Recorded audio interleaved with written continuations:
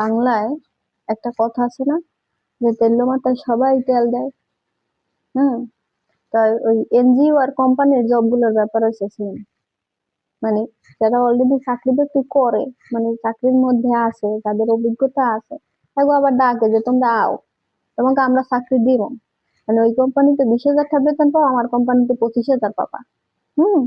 আর আমরা যারা ফ্রেশার আছি, মানে ঘরে বইয়ে রয়েছি, মানে গ্রাজুয়েশন কমপ্লিট করছি, এক্সপিরিয়েন্স নাই, এগুলো চাকরি পাই না, আমাকে কেউ ডাকে না। তো ফ্রেশাররা কি চাকরি করবে না? ফ্রেশার গো চাকরি দেওয়ার সাথে সাথে আবার কইয়ে দেয় কি, যে যাদের যাদের অভিজ্ঞতা আছে তাদেরকে অগ্রাধিকার দেওয়া হবে। কেন? ফ্রেশাররা কি চাকরি করবে না? বেকারি বই থাকবে?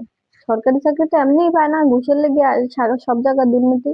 কোম্পানি কোম্পানির চাকরি এগুলো দুর্নীতি হয়, তাও দুই একটা পরীক্ষা দেই বা যাই ইন্টারভিউ দেই, যাইতে তো মনে চায়।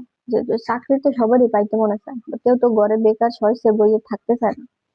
তো সব জায়গায় যদি এরকম যারা বেকার আছে বা যারা ফ্রেশার আছে হ্যাঁ এরকম করে আটকাই দেওয়া হয়, তাহলে যাইবে কই, আমরা যাবো কই আসলে? কই যাওয়া উচিত?